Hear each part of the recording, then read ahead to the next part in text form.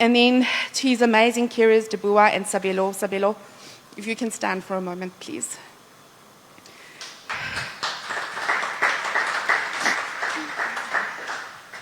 Sabelo, you were an absolute angel in the last weeks of my dad's life. And I made a comment here to say, unfortunately, you didn't really get to see the loving man that we're all talking about. But your incredible kindness and patience and love for my father in his final weeks of his life, I will be forever grateful. You know, only God would know that my dad would need a Christian carer who could sing with him and pray with him and read the Bible with him, so that when medical science couldn't help him, his faith would guide him to the end. Poor Sabelo, you know, my dad, as a few of you have said to me, is my dad had one setting, and that was right now, in his best of days. So you can imagine what Sabelo had to experience at the worst of his days.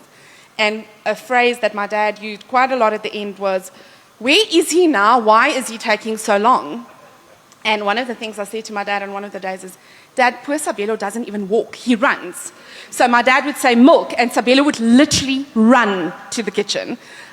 So Subs, we as a family will forever be grateful, just for your love, but also just your awareness. You know, I would sit and bath my dad with Sabelo, and he would come to me afterwards and touch my shoulder and say, "La, you did well." Or my dad would not be calm, and I would calm him down, and Sabelo would say, "La, you did well, thank you, La." And we, many hours of the night, we would be messaging to check, and Sabelo would say, and you know, initially when we got carers for my dad, it was with the idea that they would be in the day and then my dad would sleep. But for the last 4 weeks of my dad's life, he did not sleep.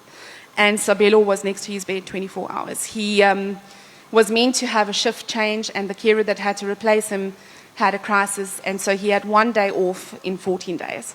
And honestly, if you ever know of someone who needs a carer, that is your man.